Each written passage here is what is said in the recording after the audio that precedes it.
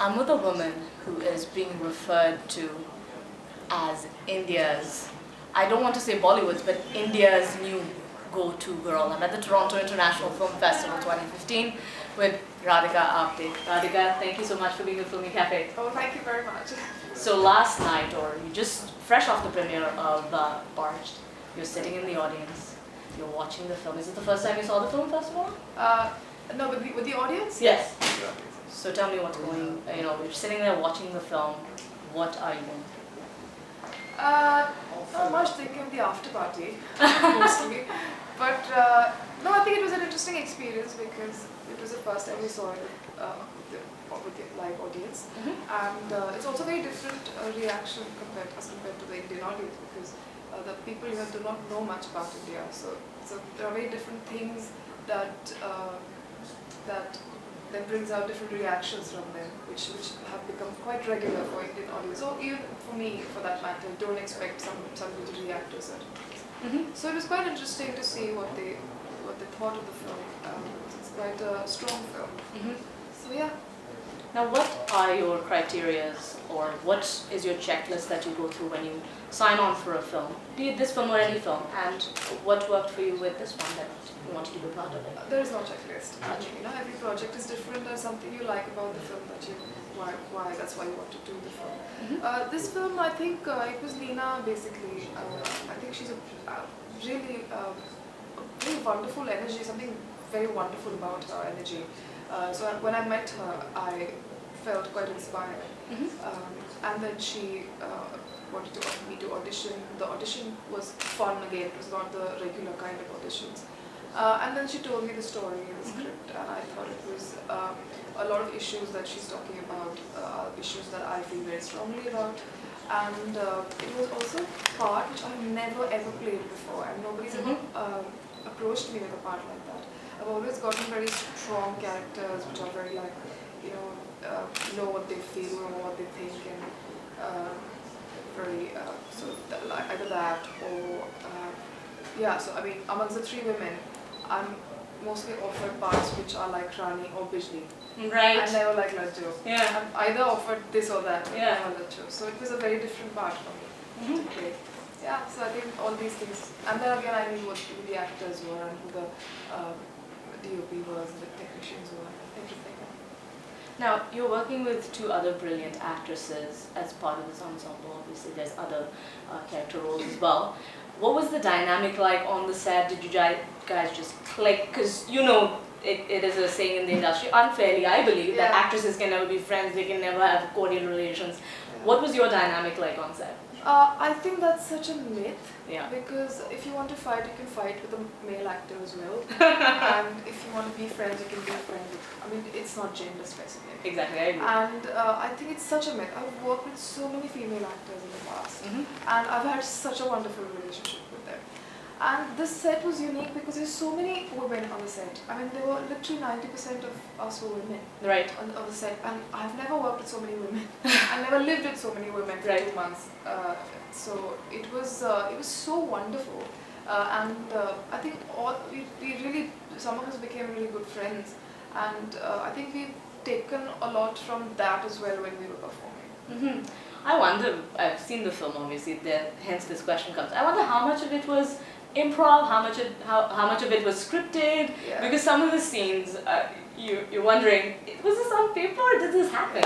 A lot of it is scripted. Okay. But some of the scenes were improv. I mean, of course, there's improvisation in the scripted scenes as well. Right. But some of the scenes are complete improvised scenes. We were just given the scene and then we sort of just went along with it. So I think it is a mix of the two. Yeah. You touched upon this. You said the film touches on issues that you feel very strongly about. Yes. How important is it as an actress to be informed, not just about your craft, but about the world you live in? How important is it for you to be? Very much so. Yeah. Very, very much so.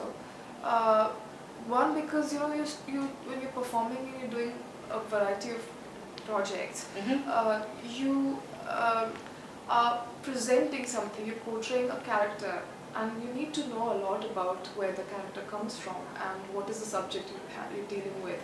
and unless you do your homework right, you cannot do the project, I feel. So you need to know a lot about all these many subjects. And also I think, when you become an actor, you sort of become a lot more people listen to what you say. Right. And they take it seriously, whether you like it or not. Mm-hmm. And some people take it seriously. And I think that just makes you, the responsibility that you have bigger. Mm-hmm. And I think you need to be more responsible then when you talk. And it's okay to not know about things, and you can just say, I do not know about it. Mm-hmm. Instead of just, talking about it just because you're in front of camera. So I think it's very, very crucial. Right. How did you get into this headspace of Lajjo? Because you said you've been offered roles that are either like Bijli or on the other end of the spectrum like Rani. So how do you get into the headspace of Lajjo? What exactly was the homework involved in that? Trying to remember. Lots of homework. I don't know. It was difficult actually, because this is a woman who always has such low self-esteem, that she always feels that whatever she's going to say is going to be really lame and stupid, and she's just going to be like this stupidest person in this whole group. Yeah. And I hate to feel like that. Of course. And I'm like, even if sometimes I'm the most stupid person, I behave as if I'm not. You know what I'm saying? So it was very difficult for me to sort of get in that space where you always assume that you don't know anything, and you're so stupid, and your IQ level is really, really low, is what you believe in, of course. She believes in that. And so suppressed that I'm scared of anything. So that was very difficult actually for me. So sometimes that other side would come out. So it was sort of I had to sort of tackle it. No, because it's so hard. You feel so. It's like it just feels that it's not right. Yeah. What is happening? And you have to sort of still go with it. Right. It's fun. Now, 6 films in this year, 2015, has probably been a monumental year for you. 6 films in not even 12 months, not even at the year end. What have been your personal highlights? If you had to synopsize this year and sit down, with a cup of tea, how would you think this year? See, all the projects that I did, and they've come out this year, they've all been very special. To start from Badlapur. Badlapur has been so special. Yeah. Because nobody thought it's very difficult. You get typecast. I was very highly typecast. So I'm really very grateful that Sriram thought that I could do the part. And it was a very small part, so I wasn't expecting too much, but then it sort of suddenly got a lot of attention. Hunter is extremely special because it's made with friends. I love the film, and I love the way Harsh directs and everything about it. Then Chokher Wali was very, very important for me because I go to work with Anurag Basu, and I think he's one of the best directors I've worked with, and I definitely want to work with him again. Ahalya was a surprise. Right. Because we never expected this kind of a response to Ahalya. So it was great. Yeah. And Mountain Man, of course, Manjhi was also very inspiring, and it did well. And Kaun Kitne Paani Mein, of course. And then Parched at TIFF, and it gave me a chance to watch. I'm a nerd when it comes to films. I can watch 8 films a day for 10 days in a row, and I would not get bored. So I used to watch a lot of film festivals earlier, but then the work doesn't allow me to watch stuff in a row like that. So I just took a holiday and came here, so I'm very excited. What have you seen at the film festival, and what have you liked so far? Tell us some pics. It's been 3 days. Today's the 4th day. I was watching a film, then you just called me up for an interview. Sorry. But, apologies.